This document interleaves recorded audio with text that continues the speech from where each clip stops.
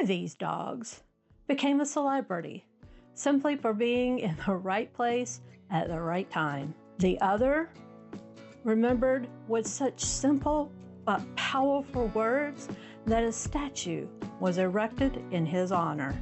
A speech that would give us a phrase still repeated today. A man's best friend is his dog. Two dogs, two very different stories, both remembered. The first dog didn't become famous for what was said about him. He became famous for where he went. His name was Bud Nelson, and in 1903, he did something no dog had ever done before. He crossed the United States in an automobile, not on foot, not by wagon, but in a machine most people didn't fully trust yet. A Winton touring car, which they called the Vermont, at a time when roads were barely passable, and a time when the idea of crossing the country was considered impossible. The man behind it, Horatio Nelson Jackson. He wasn't alone. He had a companion, Sewell K. Crocker, a mechanic who understood the machine they were using. Together they set out to prove it could be done, not for fame, not for history, but to win a bet. And somewhere along the way, they picked up a dog. They started in San Francisco, headed east towards New York City, across a country that at the time barely had roads. By the time they reached Caldwell, Idaho, they were already deep into the journey. Dust, heat, rough terrain, and one constant problem: the road, or what passed for one. They had already passed through Caldwell when they realized something. They had forgotten a coat, so they turned back, and that's when it happened. A man stopped them and offered them a dog, a young, light-colored bulldog. Jackson had already been thinking about it, a mascot for the journey. So he said yes, paid $15, and took the dog with them. His name, Bud. And from that moment on, he didn't just join the journey. He became part of it. From the moment he joined them, Bud didn't just ride in the back. He rode up front, facing forward, watching the road the same way they did, taking in everything: the noise, the motion, the speed of something still new to the world. But there was a problem: the dust. It didn't settle. It didn't stop. It blew straight back into the car, into their faces and into their eyes, making it so much harder to see, harder to keep going. So Jackson made an adjustment. He bought Bud a pair of goggles, not as a novelty and not as a joke, but to protect him, to let him stay where he wanted to be, up front. And that image, a dog in goggles riding across the country, became something more than practical. It became unforgettable because Bud didn't act like he didn't belong there. He wasn't nervous. He wasn't hiding. He leaned into it, calm, steady, present, as if the noise, the motion, the unknown, all of it didn't bother him at all. While the men fought the road, Bud just simply went with it. And in a journey built on proving something could be done, he became part of the proof. And they made it from San Francisco to New York City, across a country that at the time was not built for it.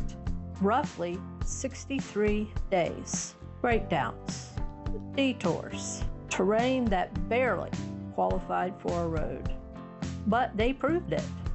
It could be done. And when they arrived, they weren't just two men who could win a bet. They were something else. They were the first to drive across America. And Bud was right there along with them. riding into history the way he had ridden the entire journey. Up front, visible, present, and unshaken. The attention came quickly. Newspapers picked up the story. People were fascinated, not just by the machine, but by the image. A dog in goggles, crossing a country that was still figuring itself out. Bud became part of that story, not as a sideshow, but as something that people still remembered. After the journey, life became quieter for him. Bud stayed with Horatio Nelson Jackson. No more cross-country drives. No more proving anything. Just life. We don't have detailed records for how long Bud lived after the journey, but we do know this: he wasn't forgotten. In 1944, Jackson made sure of that. He donated the car and Bud's goggles, as well as the newspaper accounts of the journey, to the Smithsonian Institution. Today, those pieces are preserved at the National Museum of American History, part of the America on the Move exhibit.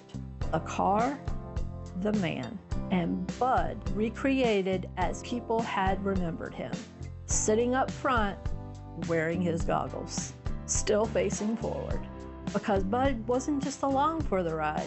He was part of the movement that changed how people saw America, distance and possibility. Bud's story was about movement, about being in the right place at the right time. Old Drum's story was something else. It didn't happen on the road. It happened in the courtroom. His name was Old Drum. And unlike Bud, he didn't become famous for where he went. He became famous because he was killed, not in war and not by accident, but by a man who claimed he had the right to do it. What followed wasn't just a dispute about a dog. It became something bigger, a case that would be argued in court, a moment that would bring people in to watch, and words that would outlive everyone involved. Old Drum belonged to Charles Burden, a farmer in Johnson County, Missouri. He wasn't a show dog. He wasn't bred for status. He was a working dog, part of the land, part of the routine, known, trusted. But there was tension in the area. Livestock, especially sheep, were valuable. And when animals were killed, someone had to be blamed. A neighbor, Leonidas Hornsby, believed dogs were responsible. And he made a decision. He would stop it. One night, Old Drum was out, like dogs often were at the time, moving freely, no leash, no fence, just part of the land. And that's when it happened. Hornsby shot him, killed him. To him, it was justified. Farmer protecting his livestock. But to Burden, it wasn't just a dog. It was his dog. And that difference is what brought the case to court. The case went to court not as a headline, but as a dispute. Property, responsibility, loss. To some, it was simple. A farmer protecting his livestock. To others, it wasn't, because Old Drum wasn't just property. So Charles Burden hired a lawyer, George Graham Vest. And in that courtroom, Vest didn't argue about livestock. He didn't argue about damage. He spoke about something else: loyalty, devotion, the place a dog holds in a man's life. His words were simple, but they carried, and they ended with a line that would outlive the case itself. The one absolutely unselfish friend that man can have in this selfish world is his dog. The jury agreed. They ruled in favor of Burden, but what people remembered wasn't the verdict.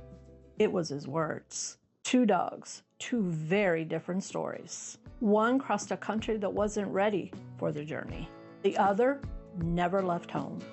but changed how people would talk about dogs forever. Bud was remembered for where he went. Old Drum was remembered for what was said about him. One showed us what was possible. The other reminded us why things matter. Because whether it was on a road that didn't exist yet or in a courtroom where words carried weight, the truth was the same. Dogs weren't just there. They were with us through movement, through change, through loss. And long before we had the words for it, we already knew. Because then, as now, we were a pack. In next week's episode, we're back to history, a war again. This time, we're talking about the period of both World War I and World War II. This is America 250, The Dogs. This has been Episode 9.